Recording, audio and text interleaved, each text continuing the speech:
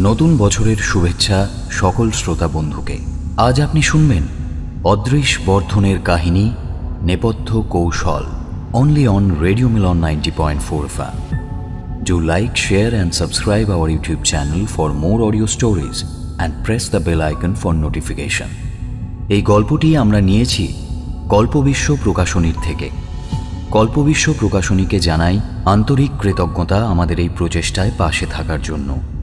এই গল্পে অভিনয় করেছেন অভিক, দীপক, কুন্তল, অপূর্ব, রীতি, মৌ এবং সায়ন।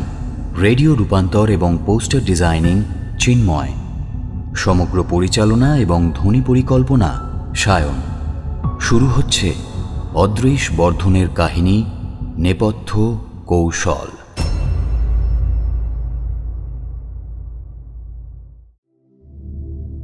দুর্নীতিকে কবজায় এনে এক রাজপুরুষ প্রায় রাতারাতি কুবের হয়ে গিয়েছিলেন, কিন্তু চিত্রগুপ্ত তার খাতায় সঙ্গে সঙ্গে লিখে রাখলেন, একে তার সম্পত্তি ভোগ করতে দেওয়া হবে না, একে নিঃসন্তান করা হোক। তাই হলো, ক্রাইম করলে পানিশমেন্ট পেতেই হবে। তাই বেআইনি ঘুষখোরটি এমন এক সুন্দরীকে বিয়ে করলেন যিনি বিউটি কন্টেস্টে নামলে অনায়াসেই ছায়াপথ সুন্দরী মানে গ্যালাকটিক বিউটি হতে পারতেন। কিন্তু চিত্রগুপ্তর অদৃশ্য রায় নিজের অজান্তেই তাকে মাথা পেতে নিতে হলো। বংশে বাতি দেওয়ার জন্য কাউকেই তিনি এই ধরাধামে নিয়ে আসতে পারলেন না। কারণ ছিল বিষাক্ত মাদকাসক্ত জীবনযাপন।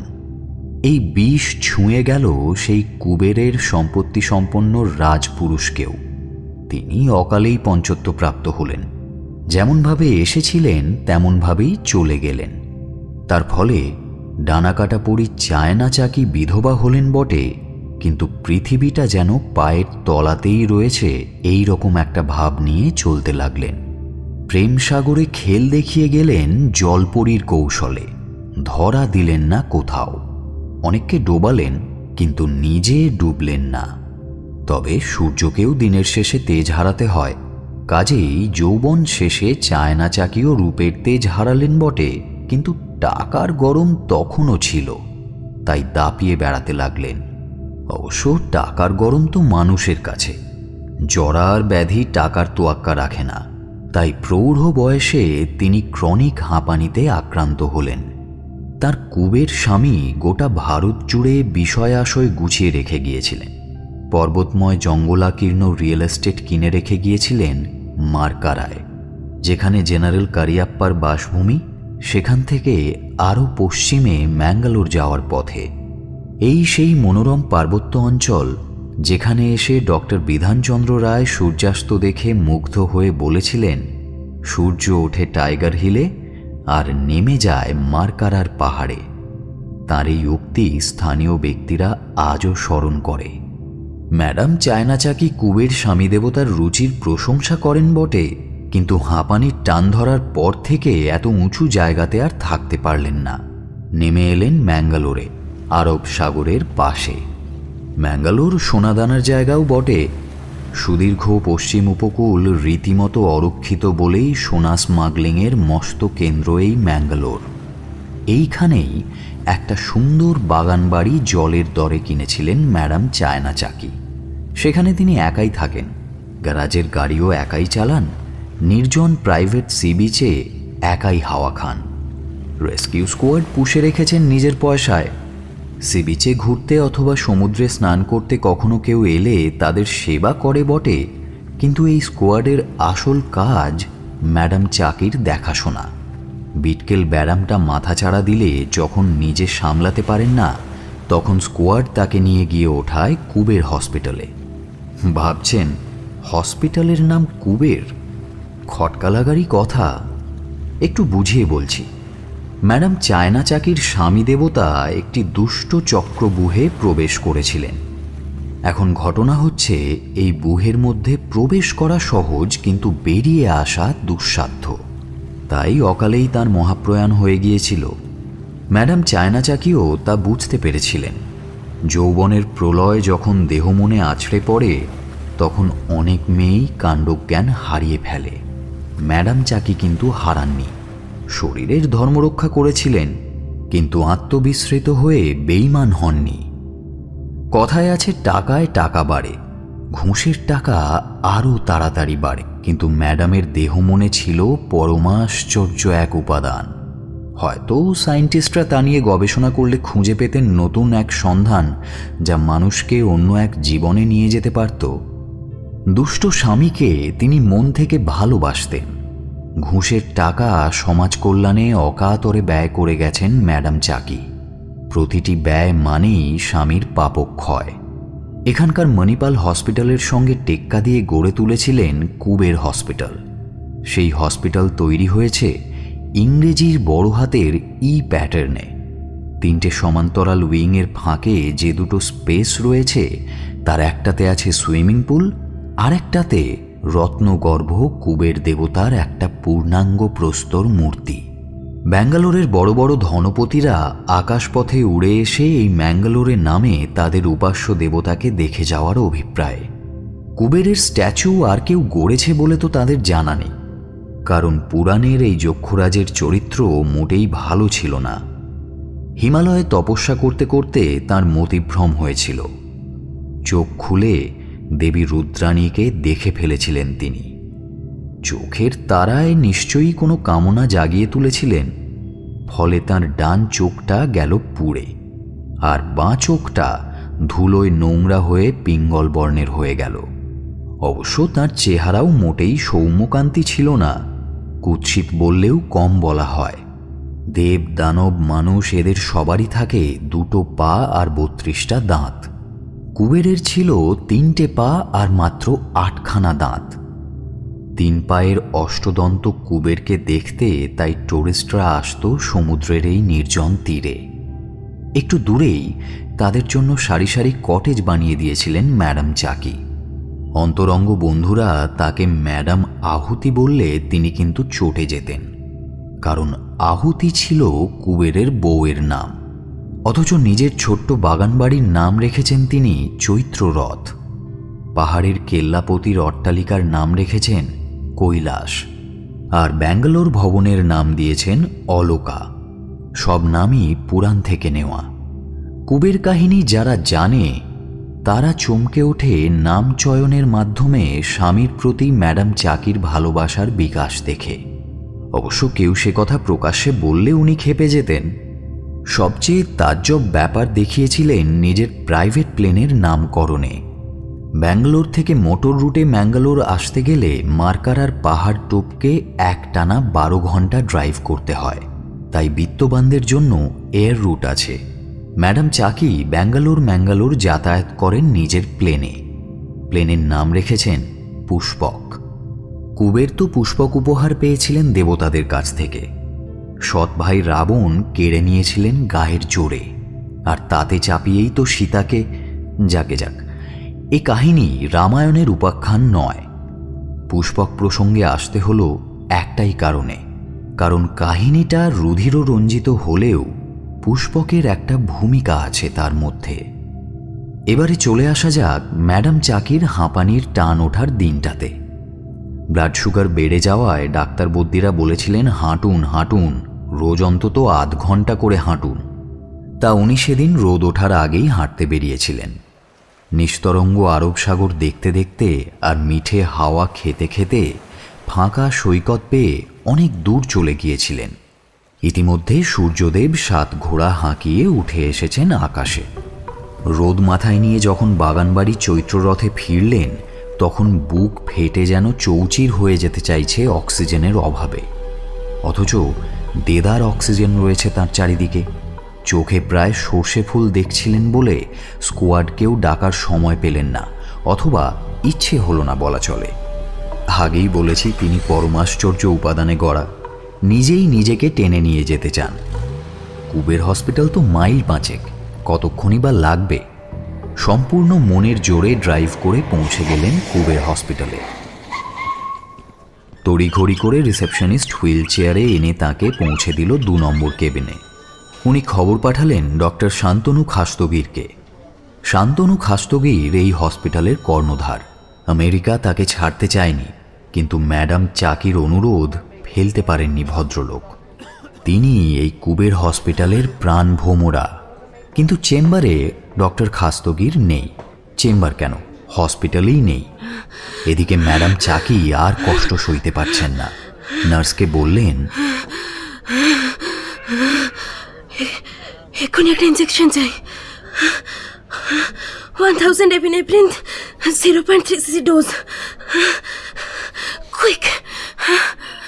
অতি কষ্টে এইটুকুই শুধু বলতে পেরেছিলেন একদা দুর্দান্ত যৌবনা চায়না চাকি।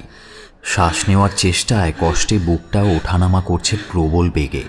চোখের সামনে যেন সাদা সাদা ফুটকি দেখছেন ভদ্রমহিলা। ভেতরটা যেন অক্সিজেনের অভাবে দুমড়ে মুচড়ে যাচ্ছে।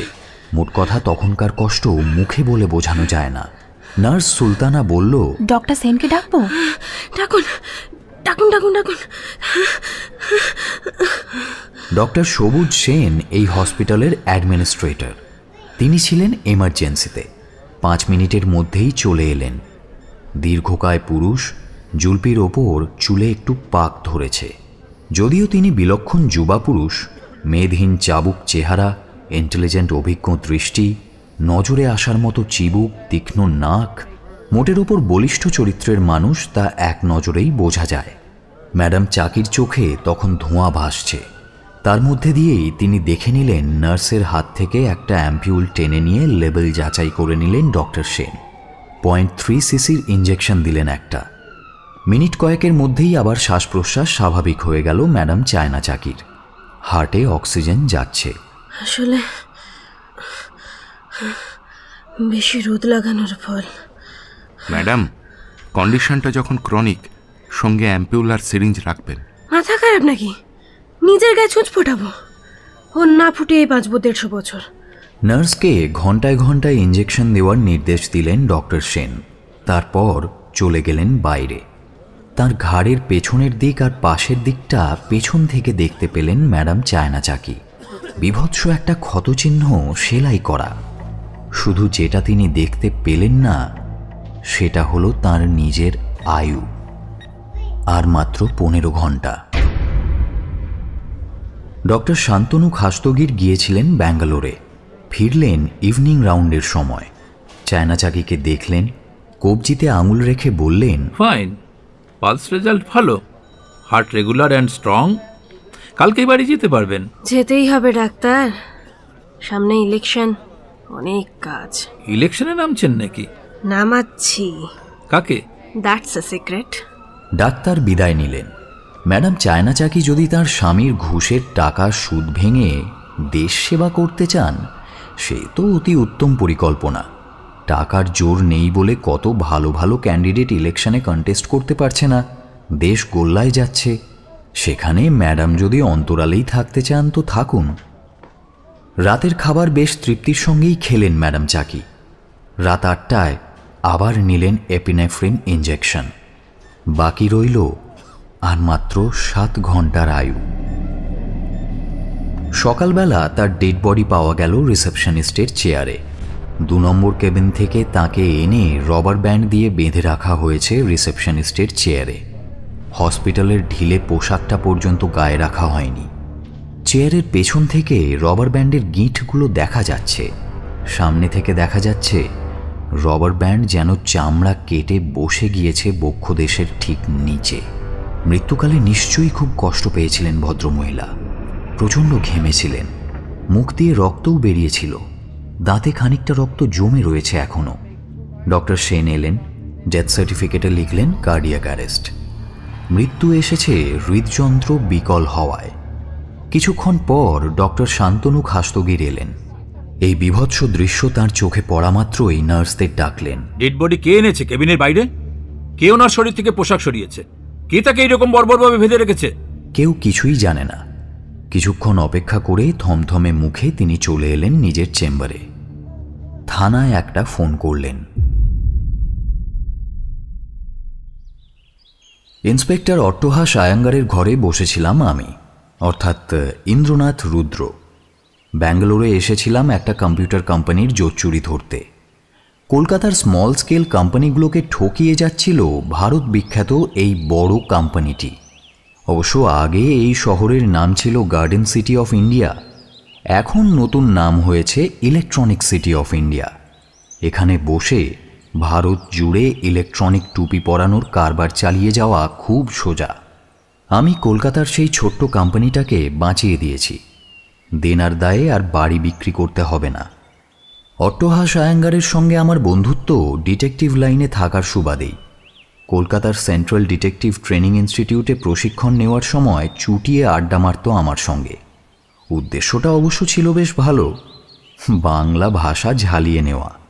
অট্টহাসের মা ছিলেন বীরভূমের অট্টহাস শক্তিপীঠের মেয়ে। অট্টহাস হওয়ার 5 বছর পরেই তিনি দেহ রাখেন।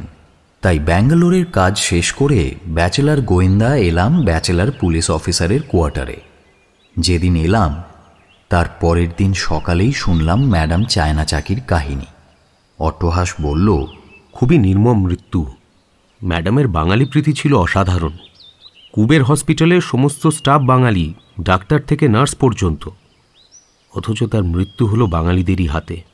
ডেড বডির অসম্মানও করল হসপিটালের বাঙালি স্টাফ। বাঙালি জাতিটা খুব পরশ্রী কাতর।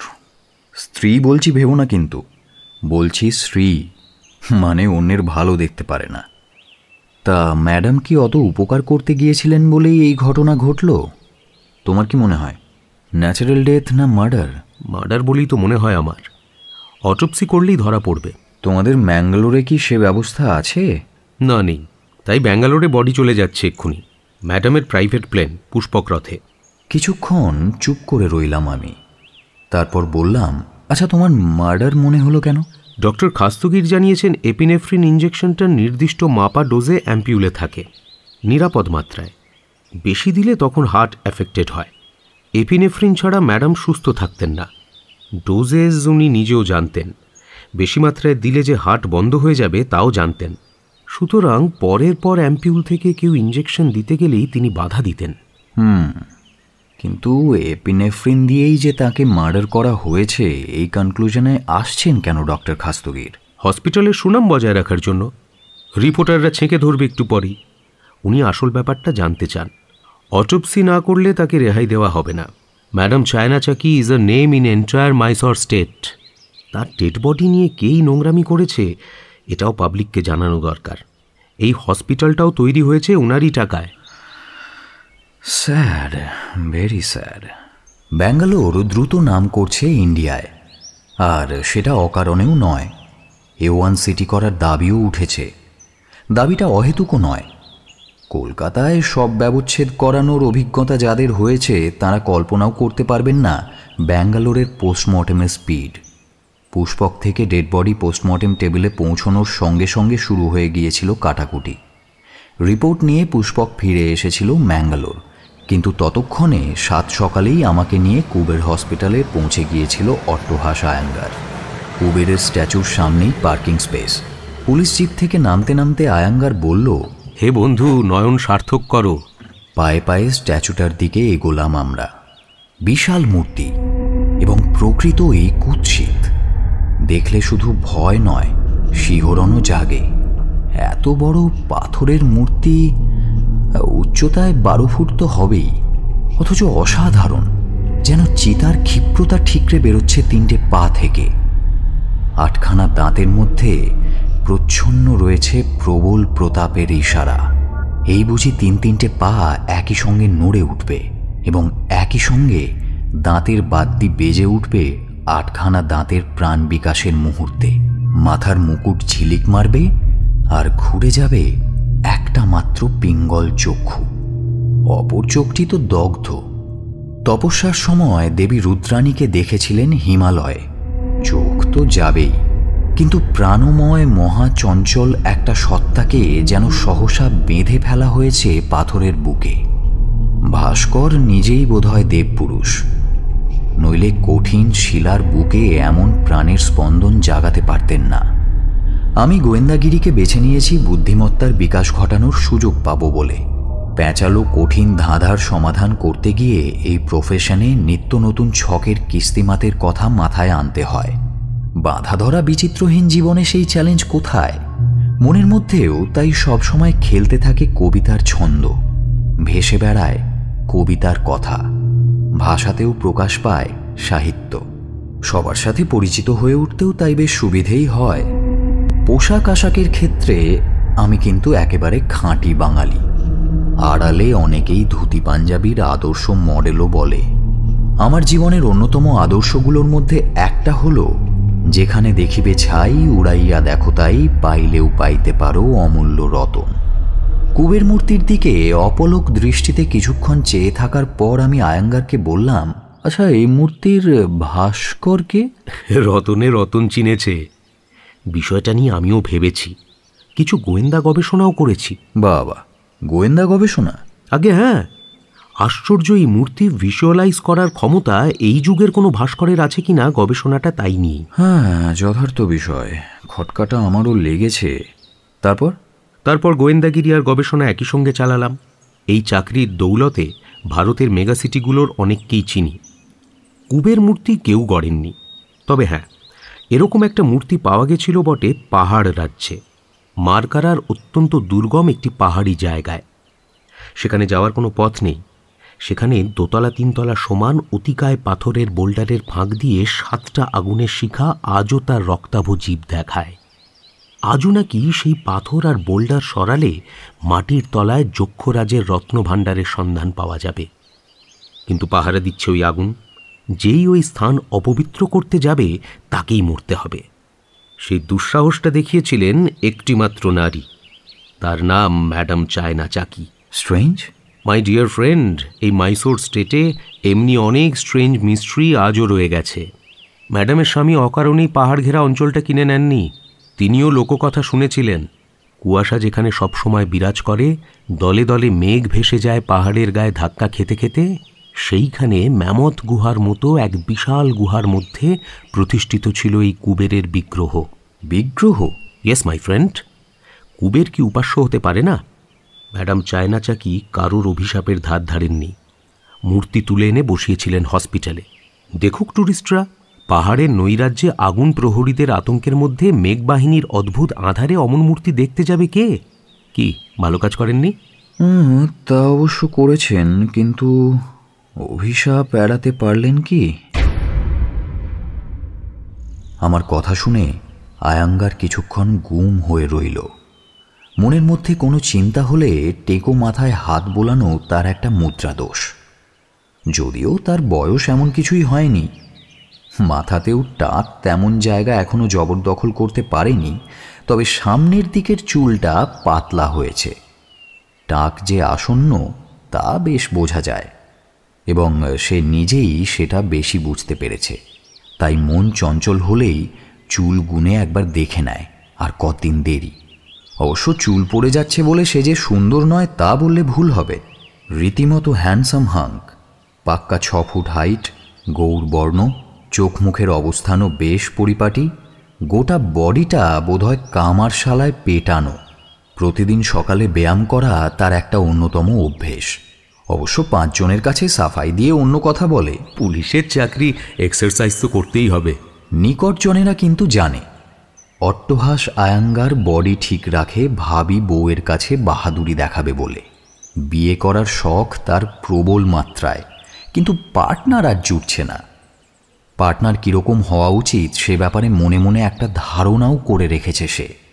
কুমোরটুলিতে অর্ডার দিয়ে একটা মারকাটারি নারী মূর্তি কিনে এনে নিজের শোয়ার ঘরে বাঁধিয়ে রেখেছে। কলকাতার এক বইমেলায় সে এই মূর্তিটার কাট আউট দেখেছিল। বন্দিনী নির্যাতিত সেই রমণীর 2 হাত শেকলে আবদ্ধ, চোখে জল, নতজানু হয়ে বসে স্বল্পবাস সেই সুন্দরী মুক্তি প্রার্থনা করছে। হুবহু সেই মূর্তি সে শিল্পীকে দিয়ে গড়িয়ে এনে রেখেছে শোয়ার ঘরে। কিন্তু আজও সেই নির্যাতিতা সুন্দরীর মতো সুন্দরীর সন্ধান সে পায়নি। এসব বৃত্তান্ত আমার কাছেও গোপন নয়, তাই বিয়ে পাগল বন্ধুকে নিয়ে মশকরা করতেও বেশ লাগে। ঠিক এই কথাটাই কুবের হসপিটালের পার্কিং স্পেসে অট্টহাসকে স্মরণ করিয়ে দিয়ে আমি বললাম, অভিশাপ জিনিসটা তাহলে পাথরের মূর্তিও দিতে পারে? এই জীবনে আমার আর বউ জুটবে না। পুলিশকে কেউ মেয়ে দিতে চায় না। পুলিশের চাকরিতে পয়সা নেই, অভিশাপ আছে, অভিশাপ। উদাসভাবে পাতলা চুলে আবার একবার হাত বোলালো অট্টহাস আয়াঙ্গার। তারপর বলল, ওই মাটির মূর্তির অভিশাপের জন্যই তো বউ পাচ্ছি না। ওটাকে এবার বিদেয় করব। ও মূর্তি তোমার বউই এসে বিদায় করবে? আর বউ? পরচুলা পড়লে যদি বউ আসে। আরে আসবে আসবে, ব্রহ্মাণ্ড সুন্দরী চায়না চাকির মৃত্যু রহস্য ভেদ করতে পারলেই বউ খুঁজে পাবে। তোমার মুখে ফুলচন্দন পড়ুক। আমার ধারণা ছিল না আমি কোনো বাকসিদ্ধ পুরুষ। তা না হলে ব্যাপারটা সম্পূর্ণ কাকতালীয় হতে পারে। আমরা আর কথা না বাড়িয়ে ডক্টর সবুজ সেনের চেম্বারের দিকে এগিয়ে গেলাম। দরজার কাছে এসে দেখলাম তিনি পাশ ফিরে ঘুমোচ্ছেন, কোট প্যান্ট পরেই, পায়ের জুতো পায়েই পরা রয়েছে। নিঃশব্দ নিদ্রা, যেন একটা মরা, মুখ ফিরিয়ে আছেন দেওয়ালের দিকে। ঘাড়ের পাশটা দরজা থেকে দেখা যাচ্ছে। বড়সড় অপারেশনের ফলে একটা দগদগে ক্ষতচিহ্ন, মাংস চামড়া দলা পাকিয়ে গুটিয়ে গিয়েছে। দরজার কাছে দাঁড়িয়ে সেই দৃশ্যই দেখছিলাম আমি আর আয়াঙ্গার। পাল্লায় একবার নক করল আমার পুলিশ বন্ধুটি। নিদ্রা কিন্তু অটুট রইল। একটু গলা চড়িয়ে আয়াঙ্গার হাঁক দিল, ডক্টর সেন। কোনো সাড়া শব্দ নেই। আমি বললাম, কুম্ভকর্ণ নাকি? আমার কথা শুনে বেডের পাশে গিয়ে হাজির হলো অট্টহাস আয়াঙ্গার। ডাক্তারের কানের কাছে গলা নিয়ে গিয়ে পুলিশি হুঙ্কার ছাড়ল। ডক্টর সেন। অতি কষ্টে চোখ মেলে তাকালেন ডক্টর সবুজ সেন। ডক্টর সেন। ঘোলাটে চোখে চেয়ে রইলেন সাদা দেওয়ালের দিকে। আস্তে আস্তে চিত হলেন। তারপর হঠাৎই মুখের কাছে পুলিশের চাহনি দেখেই চোখের সমস্ত অলসতা কেটে গেল। ধরফর করে উঠে বসলেন তিনি। হু আর ইউ? বাংলায় জবাব দিচ্ছি। হঠাৎ যেন বিনয়ের অবতার হয়ে গেল আমার পুলিশ বন্ধুটি। আমার ইউনিফর্ম জবাব দিচ্ছে আপনার প্রশ্নের। ম্যাঙ্গালোর পুলিশ স্টেশনের officer in chief Attahas Iyengar, আর ইনি প্রাইভেট ডিটেকটিভ ইন্দ্রনাথ রুদ্র। আমি ততক্ষণে চেম্বারে ঢুকে পড়েছিলাম, তাই আমার দিকে ইশারা করেই কথাটা বলল অট্টহাস আয়াঙ্গার। সবুজ সেনের ঘোর পুরোপুরি কেটে গেল। বিলক্ষণ অপ্রস্তুত হয়ে উঠলেন ভদ্রলোক। খাট ছেড়ে নামতে নামতে চেয়ার দেখিয়ে বললেন, বুঝেছি, বসুন। আমরা কিন্তু কেউই বসার উদ্যোগ নিলাম না। তিনজনেই দাঁড়িয়ে রইলাম মুখোমুখি, ত্রিভুজের তিনটে কোণের পয়েন্টের মতো। কি ব্যাপার বলুন তো? ডেথ সার্টিফিকেট লিখেই এমন ঘুম?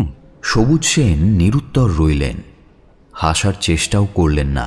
ম্যাডাম চায়না চাকির ডেড বডি নিয়ে এ ধরনের অশালীন আচরণ কার দ্বারা করা সম্ভব বলুন তো ডক্টর সেন? ম্যাডামের উপর তার রাগ ছিল মনে মনে। অট্টহাসের চোখে চোখ রেখে কথাটা বললেন সবুজ সেন। কে সে? তা আপনারা তদন্ত করে দেখুন। ও। কথাটা শুনে একটু থমকে গিয়েছিল অট্টহাস। তারপর খুব তাড়াতাড়ি নিজেকে সামলে নিল, কণ্ঠস্বরে ধাতব কাঠিন্য। তাহলে আপনাকে দিয়ে তদন্ত শুরু করা যাক। করুন। ম্যাডামের মৃত্যু কি স্বাভাবিক? না, অস্বাভাবিক। কেন? এপিনেফ্রিন ইঞ্জেকশন তাকে ঘন্টায় ঘন্টায় দেওয়া হয়েছে, চামড়ার ঠিক নিচে। ছুঁচের দাগগুলো ঘন্টায় ঘন্টায় পুরনো হয়েছে, অর্থাৎ একটা করে অ্যাম্পিউলি দেওয়া হয়েছে। তাতে তার আরও সুস্থ হয়ে ওঠার কথা। এবার আমি বললাম, তাহলে মারা গেলেন কেন? আমার তো মনে হয় লেথাল ডোজে, মারণ ডোজে এপিনেফ্রিন দেওয়া হয়েছিল। অনেকগুলো অ্যাম্পিউল একসঙ্গে না পরপর? দেখুন, পরপর দিতে গেলে উনি বাধা দিতেন, চেঁচাতেন। নাইট ডিউটির স্টাফ তা শুনতে পায়নি। তাছাড়া অনেকগুলো ছুঁচ ফোটানোর দাগও থাকতো, তাও নেই। মানে একই সঙ্গে অনেক ইঞ্জেকশনের ছুঁচ ফোটানোর চিহ্নও নেই। অস্বাভাবিক সম্ভাবনাটা তাহলে এবার বলেই ফেলি। Extremely concentrated solution of epinephrine. Exactly. আমার মুখের ওপর চোখ রাখলেন সবুজ সেন। কিন্তু মিস্ট্রিটা ওখানেই। ওই জিনিস আমরা রাখি না, শুধুমাত্র আমাদের কাছে সেফ ডোজের অ্যাম্পিউলি থাকে। তাহলে তো বলতে হয় মৃত্যু হয়েছে অন্য কারণে। কারণটা কি আপনি আন্দাজ করতে পারছেন? না। আচ্ছা, ডেথ সার্টিফিকেট লিখেই মরার মতো ঘুমিয়ে পড়লেন কেন বলুন তো? যন্ত্রণা কমানোর জন্য। ঘাড়ের যন্ত্রণা? ঘাড় থেকে সমস্ত শরীরে। কি হয়েছিল ঘাড়ে? Tumour, cancer. কর্কট রোগটা প্রকৃতই ভীতি সঞ্চারক। আমার জাঁদরেল অফিসার বন্ধুটিও একটু থমকে গেল। এর পরের প্রশ্ন যখন জিজ্ঞেস করল, তার সুর অনেক নরম হয়ে গেছে। সেরে গেছে তো? Operation successful, but I will die. এটা আপনার হতাশা। সবুজ সেনের চোখ দুটো একটু যেন নিবিড় হলো। আমি ডাক্তার, আমি জানি আমি বাঁচব না। প্রায় যন্ত্রণা হয়? হ্যাঁ। ঘুমিয়ে যন্ত্রণা কমান? ওষুধ নিয়ে? হ্যাঁ। কি ওষুধ? অপারেশনের পর নিতাম ডেমেরাল, পাওয়াই যায় না এখানে। এখন নিই বেনাড্রিল ইঞ্জেকশন। ইঞ্জেকশন? একটু হাসার চেষ্টা করলেন সবুজ সেন। আমি জিজ্ঞেস করলাম, শেষ পর্যন্ত ডাক্তার ড্রাগ এডিক্ট হয়ে গেল? মরতেই যখন হবে। কিন্তু অন ডিউটি এটা কি ঠিক? আসলে ঠিক বেঠিকের বাইরে চলে গেছি আমি। আপনি ম্যারিড? না। কাউকে হৃদয় দিয়েছেন বলে মনে হচ্ছে। হ্যাঁ, দিয়েছি। ব্যর্থতা? রাগ করবেন না প্লিজ। তাকে পাবো না জানি, ক্যান্সার যার হয় সে অচ্ছুত। Sorry doctor Sen, extremely sorry. ওনার পরিস্থিতির কথা ভেবে সত্যি মনের মধ্যে কষ্ট হচ্ছিল। সেটা বোধহয় খানিকটা গলার স্বর ফুটে বেরিয়েও গিয়েছিল। বললাম, দেখুন, আমাকে বন্ধু হিসেবেই ভাবুন যদি পারেন। আপনার কষ্টের কিছুটা আমাকে দিয়ে হালকা হয়ে উঠতে পারেন আপনি। আর কি জানতে চান বলুন। এই কেসের ব্যাপারে আর কিছু নয়, তবে আপনার ওল্ড ফ্লেমের নামটা জানতে পারি, সাথে ঠিকানাটাও। জেনে কি করবেন? দেখা করব, জিজ্ঞেস করব নারী হয়ে পুরুষকে কষ্ট দিয়ে কি আনন্দ পান। তিনি কিছুক্ষণ আমার চোখের দিকে তাকিয়ে থাকলেন, তারপর বললেন, তার নাম ফিরোজা সুলতানা, ঠিকানাই হসপিটালি, স্টাফ নার্স। কাল নাইট ডিউটিতে ছিল, ম্যাডামের কেবিনের চার্জে ছিল। তার কাছে আপনাদের যেতেই হবে, বাট প্লিজ আমার সম্পর্কে কিছু বলবেন না। Let me die peacefully. Alright, আপনি বিশ্রাম করুন। ঘর থেকে বেরিয়ে এলাম দু বন্ধু। সিঁড়ি দিয়ে নামতে নামতে অট্টহাস বলল, কোনো ফ্যানাটিক হিন্দু রাগও থাকতে পারে ম্যাডামের উপর। কুবের বিগ্রহ সরিয়ে এনে কিন্তু অনেককে খেপিয়েছিলেন তখন। সেরকম কেউ কাল রাত্রে ম্যাডামের ঘরে হানা দিয়ে থাকলে সেটা বলতে পারবে একমাত্র নাইট ডিউটির নার্স ফিরোজা সুলতানা। খোঁজ নিয়ে জানলাম ফিরোজার ডিউটি শেষ হয়ে গিয়েছে, তিনি এখন কোয়ার্টারে। এদিকে ময়না তদন্তের রিপোর্ট এসে পৌঁছেছে ব্যাঙ্গালোর থেকে। থানার লোকজনও চলে এসেছে হসপিটালে। সবুজ সেনের সন্দেহই সঠিক, অতিরিক্ত মাত্রায় এপিনেফ্রিন দেওয়া হয়েছিল ম্যাডামকে। রক্ত সংবহতন্ত্র ফেটে পড়েছে রক্তচাপে। সবকিছু দেখে শুনে আমরা গেলাম ডক্টর খাস্তগিরের চেম্বারে। আমাদের কথাবার্তা শুনে তিনি বললেন, ডক্টর সবুজ সেন বলেছেন হাই কনসেন্ট্রেশনের এপিনেফ্রিন হসপিটালে থাকে না? হ্যাঁ, তাই তো বললেন। ঠিক বলেননি। কথাটা বলে গুম হয়ে গেলেন ডক্টর খাস্তগির। এক বোতল রাখা হয় কোনো কোনো ক্ষেত্রে পাতলা সলিউশন বানিয়ে পেশেন্টকে শোকানোর জন্যে। কোথায় আছে বোতলটা? ডক্টর সবুজ সেনের জিম্মায়। টেবিলের দিকে চোখ নামিয়ে কথাগুলো বললেন ডক্টর খাস্তগির। যে স্টিল আলমারিতে থাকে তার চাবি থাকে ডক্টর সবুজ সেনের কাছে। কথাটা শুনে আমি নিথর হয়ে গেলাম। অট্টহাসও হতভম্ব। দ্রুত ডক্টর খাস্তগিরের চেম্বার থেকে বেরিয়ে সবুজ সেনের চেম্বারে গেলাম। দরজা ভেজিয়ে রেখে ফের ঘুমিয়ে পড়েছেন ভদ্রলোক, দেওয়ালের দিকে মুখ ফিরিয়ে। Doctor Sen, doctor Sen. কোনো সাড়া শব্দ নেই। অট্টহাস চিৎ করে শুইয়ে দিল ডক্টর সবুজ সেনকে। এবার কিন্তু আর ডাকাডাকি করতে হলো না। ডক্টর সবুজ সেনের চোখ দুটো খোলা, চাহনি নিষ্প্রাণ, স্পন্দনের লেশমাত্র নেই নাড়িতে। সুইসাইড? অট্টহাসের ভুরু কুঁচকে গেছে। আমারও মনে হলো এনার কাছে যেন পরাজিত হলাম আমরা। আর একটা ময়না তদন্তের দরকার মনে হচ্ছে। আমার চোয়াল শক্ত হয়ে উঠেছে, মনের মধ্যে একটা অস্থিরতা। হঠাৎ আলমারির কথাটা মনে হতেই বললাম, আগে স্টিলের আলমারিটা খুঁজে দেখা যাক। এপিনেফ্রিনের বোতলটাও যদি পাওয়া যায়। আমরা মেডিসিন রুমে গিয়ে হাজির হলাম। চাবি নিয়ে আসা হলো ডক্টর সবুজ সেনের টেবিলের ড্রয়ার থেকে। কিন্তু আলমারি খুলে এপিনেফ্রিনের বোতলটা পাওয়া গেল না। অট্টহাস উত্তরের আশায় আমার দিকে তাকালো। অতঃপর দুহাত পেছনে মুঠো করে পাল্লা খোলা আলমারির দিকে চেয়েছিলাম আমি। মনের অস্থিরতা ক্রমশ বেড়েই চলেছে। বললাম, মার্ডারারের ডাক্তারির সেন্স আছে অট্টহাস, ইঞ্জেকশন দিতে জানে। আমার কথায় পেছন থেকে ডক্টর খাস্তগির বললেন, মারণ ডোজের এপিনেফ্রিন ইঞ্জেকশন দিতে গেলে 10 সিসির সিরিঞ্জ চাই। আমরা রাখি শুধু 2 সিসি আর 5 সিসির ডিসপোজেবল সিরিঞ্জ। তার দিকে ঘুরে দাঁড়িয়ে আমি বললাম, এবার তাহলে ম্যাডামের কেবিনে যাওয়া যাক। ম্যাডাম চায়না চাকির 2 নম্বর কেবিনে গিয়ে পৌঁছলাম আমরা। অ্যাটাচড বাথরুমে নোংরা ফেলার প্লাস্টিক ডাস্টবিনে পাওয়া গেল। তার মধ্যে একটু খুঁজতেই 10 সিসির একটা ডিসপোজেবল সিরিঞ্জ পেলাম, সেই সঙ্গে আরেকটা 5 সিসির সিরিঞ্জও। দুটোরই গন্ধ শুঁকলেন ডক্টর খাস্তগির। তারপর বললেন, 10 সিসিতে ছিল এপিনেফ্রিন, এক্সট্রিমলি কনসেন্ট্রেটেড। আর ওই 5 সিসিতে? বেনাড্রিল। কিন্তু ইনজেকশন ফর্মে কে নিয়েছিল? ডক্টর সবুজ সেন।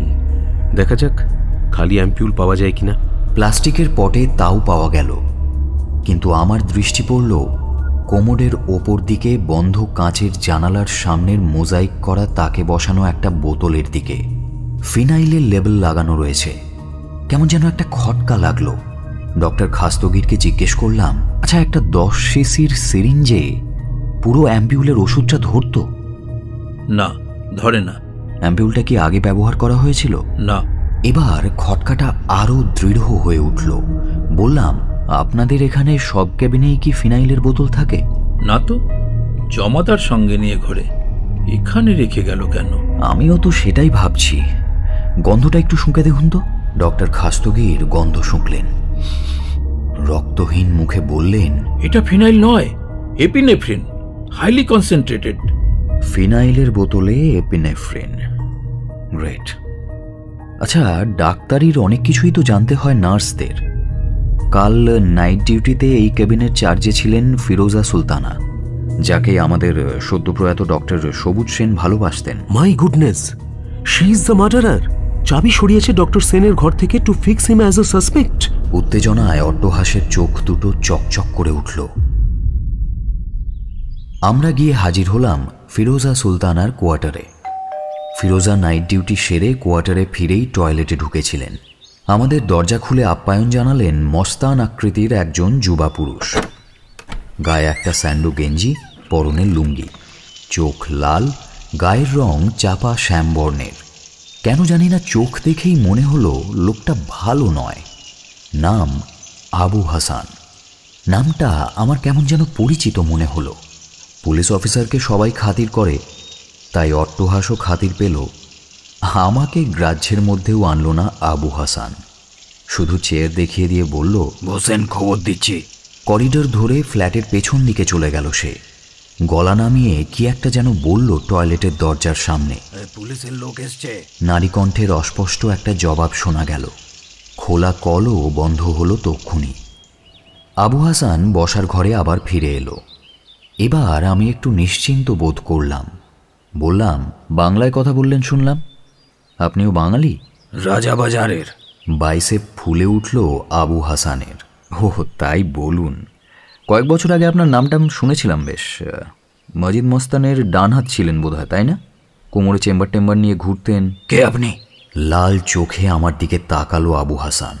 আপনাদের মতো লোককে লাইন থেকে বেলাইন করাটাই আমার কাজ। নামটাম জেনে লাভ নেই। তা ফিরোজা সুলতানাকে বিয়ে করে এখানে লুকিয়ে আছেন বোধহয়। এই সময় করিডোরে পায়ের আওয়াজ পাওয়া গেল। চোখ ঘুরে গেল তিনজনেরই। ঘরে পা দিলেন ফিরোজা সুলতানা। ঘরে যেন জ্যোৎস্নার আলো ছড়িয়ে গেল তৎক্ষণাৎ। খাটো ভিজে চুল, মুখে জলের ছোট ছোট বিন্দু, ল্যাভেন্ডার রঙের শাড়ি ব্লাউজেও খানিকটা জলের ছিটে। ফর্সা মুখের ঈষৎ চৈনিক চোখে অপরিসীম স্নিগ্ধতা আর দৃঢ়তা একই সাথে। দৃঢ়তা রয়েছে চিবুকেও, যেন পাথর কেটে তৈরি হয়েছে। মনে মনে নিজেকে খানিকটা তৈরি করে নিলাম আমি।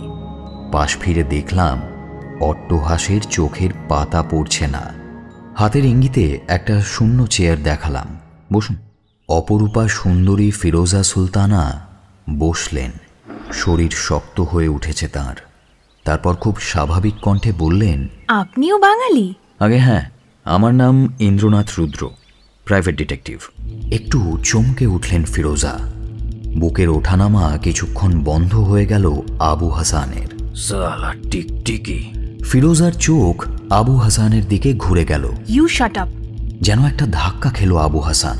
পরক্ষণেই উঠে দাঁড়ালো, চোখে আগুনের ঝলক। খুবসুরত আদমি দেখেই হয়ে গেল, বেশ আর মরাত। শক্ত মুখে ফিরোজা বলল, তোমার জুলুম অনেক সয়েছি, আর নয়। বেরিয়ে যাও, বেরিয়ে যাও এক্ষুনি, আর যেন তোমার মুখ দেখতে না পাই। আবু হাসানের হাতের মুঠো শক্ত হয়ে উঠেছে। ঝাঁপিয়ে পড়তে চাইছে ফিরোজার দিকে, কিন্তু অট্টহাস চেয়ার ছেড়ে উঠে দাঁড়ানোয় নিজেকে সামলে নিল। আরে ম্যাডাম, আপনি হাজবেন্ডকে তাড়াচ্ছেন কেন? উনি থাকলে আমাদের কোনো প্রবলেম নেই। ঠোঁট পেঁকিয়ে ফিরোজা বলল, he is not my husband. Then? We live together. আমাকে বাধ্য করা হয়েছে। নইলে আমার গলায় খুর চালাবে ও। কিন্তু আমি আর সহ্য করতে পারছি না। কেন পারছেন না? ম্যাডামকে খুন করতে বাধ্য করেছে বলে? কিছু একটা যেন ভাবলেন ফিরোজা সুলতানা। তারপর অট্টহাসের চোখে চোখ রেখে বললেন, আমি খুন করিনি, কিন্তু এই খুনিটার হাত থেকে আমাকে বাঁচান। মিথ্যে মার্ডার চার্জে আমাকে আরো ব্ল্যাকমেল করবে। খুনি? হ্যাঁ, খুন আর ডাকাতির চার্জে কলকাতার পুলিশ ওনাকে খুঁজছে। মজিদ মস্তানের রাইট হ্যান্ড বলে কথা। ম্যাডামকে তুমি খুন করেছো, ব্ল্যাকমেল করে এখানেই থাকবে এই মতলবে না? মুহূর্তের মধ্যে কোমর থেকে রিভলভারটা বের করলো অট্টহাস। আবু হাসান রাগে ফুঁসছে, যেন মূর্তিমান যমদূত। রিভলভার না দেখলে নিশ্চয়ই খুর চালিয়ে দিত এতক্ষণে। আবু হাসানকে পুলিশের কাছে চালান দিয়ে আমরা আবার ফিরে এলাম ফিরোজা সুলতানার ফ্ল্যাটে। ফিরোজা এখন সম্পূর্ণ স্বাভাবিক, দু হাত কোলের ওপর রেখে বসে আছেন প্রতিমার মতো। অট্টহাস জিজ্ঞেস করল, কাল রাত্রে আপনি নাইট ডিউটি দিয়েছিলেন, 2 নম্বর কেবিনে ছিল আপনার চার্জ, অথচ ম্যাডাম খুন হলেন কি করে? ঠিক বলতে পারবো না। সন্দেহ কিন্তু আপনাকেই করতে হচ্ছে। আমি নিরুপায়। অট্টহাসের মুখ দেখে বোঝা গেল সেও নিরুপায় হয়ে পড়েছে। পাথর প্রতিম ফিরোজাকে সে একটুও টলাতে পারেনি। একটু যেন অসহায় চোখে তাকালো আমার দিকে। আপনার নামটা কিন্তু খুব মিষ্টি, ফিরোজা সুলতানা। আপনার বাইরেটাও, কিন্তু আপনার ভেতরটা ইস্পাত। তাই বোধহয় ডক্টর সবুজ সেন আপনার মন পেলেন না, আত্মহত্যা করলেন। ছাইয়ের মতো ফ্যাকাশে হয়ে গেল ফিরোজা সুলতানা। আত্মহত্যা? বুঝলাম ওষুধে কাজ হয়েছে। হ্যাঁ, আপনি চলে আসার পরই সুইসাইড করেছেন। নিশ্চয়ই জানতে পেরে গিয়েছিলেন যে নিশুতি রাতে আপনিই তার দুর্বলতার সুযোগ নিয়ে ঘর থেকে স্টিলের আলমারির চাবি সরিয়েছেন, এপিনেফ্রিনের বোতল সরিয়েছেন। তাই সুইসাইড করে দোষ কাঁধে নিয়ে আপনাকে আড়াল করতে চাইলেন। ব্যর্থ প্রেমিক নিজের জীবন দিয়ে আপনাকে বাঁচাতে চাইলেন, এই আর কি। কিন্তু আমার মোটিভ কি? কেন খুন করতে যাব আমি ম্যাডামকে? এ কথার জবাব আমারও জানা ছিল না, তাই কথার মোড় ঘুরিয়ে দিলাম অন্য খাতে। বললাম, এই পৃথিবীর সজীব ব্ল্যাক হোল হলো নারী। বিজ্ঞানীরা কোনোদিন জানতে পারবে না তাদের মনের রহস্য। তাদের এক চোখে ভাসে রহস্য কুয়াশা, আর এক চোখে সিরাজি। জটিল সিলিকন চিপ দিয়ে গড়া তাদের হৃদয় আর মগজ। পুরুষকে অকারণে ফালা ফালা করে তারা অপরিসীম আনন্দ পায়, আর পুরুষ শুধু দিয়েই যায়, যেমন দিয়ে গেলেন ডক্টর সবুজ সেন, হয়তো আরও অনেকে দেবে। কথাটা বলে থামলাম, ফিরে তাকালাম অট্টহাসের দিকে। সে ভদ্রলোকের দুচোখ তখন গোল গোল হয়ে উঠেছে। উঠে দাঁড়িয়ে বললাম, যাগে, এখন তো আপনি বিপদ এবং আপদ দুই মুক্ত। ঋণী থাকবেন আমার এই পুলিশ বন্ধুটির কাছে। আর চলি, নমস্কার। জিপের কাছে পৌঁছে অট্টহাস আমাকে বলল, আমার বেডরুমে মৃন্ময় মূর্তিটার সঙ্গে যে আশ্চর্য সাদৃশ্য রয়েছে ফিরোজা সুলতানার, এই কথাটা তোমায় বলাই আমার মস্ত বড় ভুল হয়েছে। কিচ্ছু ভুল করনি বন্ধু, তুমি মরেছ।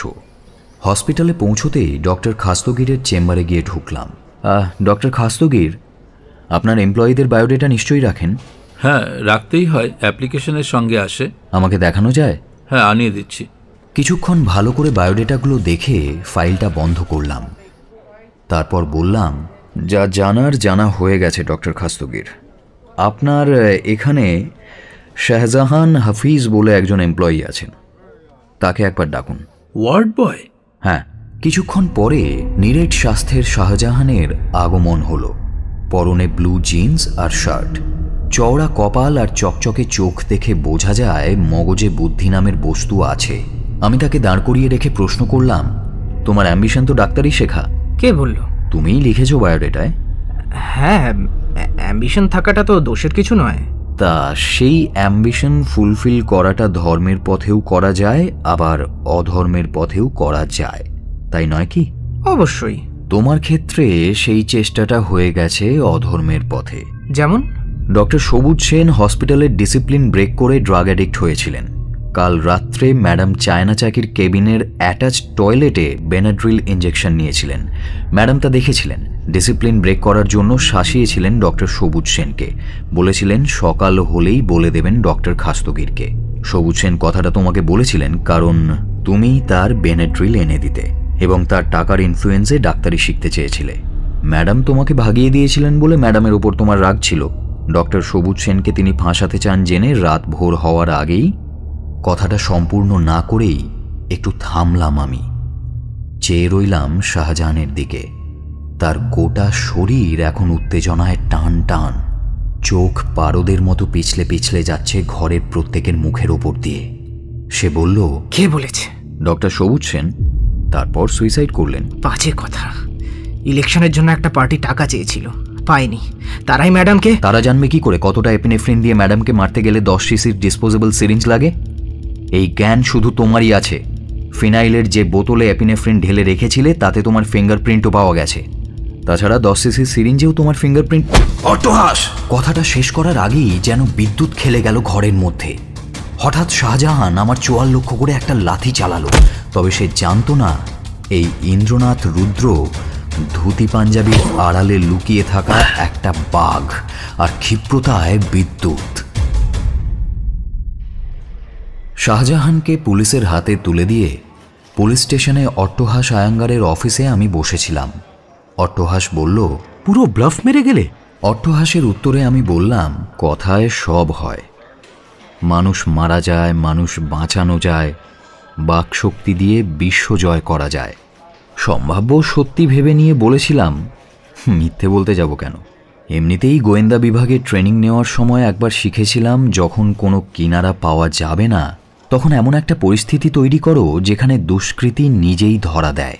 এখানে শুধুমাত্র বাকশক্তি দিয়েই সেই চেষ্টা করলাম। বাকশক্তি?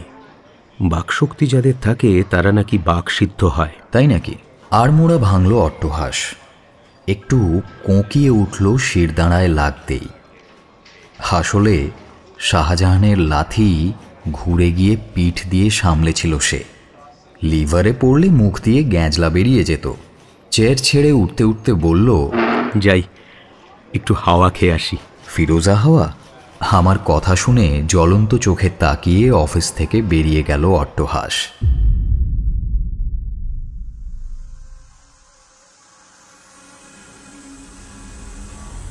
এতক্ষণ আপনি শুনছিলেন অদৃশ বর্ধনের কাহিনী নেপথ্য কৌশল, only on Radio Milan 90.4 FM. Do like, share and subscribe our YouTube channel for more audio stories and press the bell icon for notification. এই গল্পটি আমরা নিয়েছি কল্পবিশ্ব প্রকাশনীর থেকে। কল্পবিশ্ব প্রকাশনীকে জানাই আন্তরিক কৃতজ্ঞতা আমাদের এই প্রচেষ্টায় পাশে থাকার জন্য। ইন্সপেক্টর অট্টহাস আয়াঙ্গারের চরিত্রে অভিক, ম্যাডাম চায়না চাকির ভূমিকায় রীতি, ডক্টর শান্তনু খাস্তগিরের চরিত্রে দীপক, ডক্টর সবুজ সেনের ভূমিকায় কুন্তল, ফিরোজা সুলতানার চরিত্রে মৌ এবং গল্প পাঠে ও ইন্দ্রনাথ রুদ্রের ভূমিকায় সায়ন। রেডিও রূপান্তর এবং পোস্টার ডিজাইনিং চিন্ময়। সমগ্র পরিচালনা এবং ধ্বনি পরিকল্পনা সায়ন। আগামী সপ্তাহে আরও একটা নতুন গল্প নিয়ে হাজির হব আমরা। শুনতে থাকুন রেডিও মিলন 90.4 FM।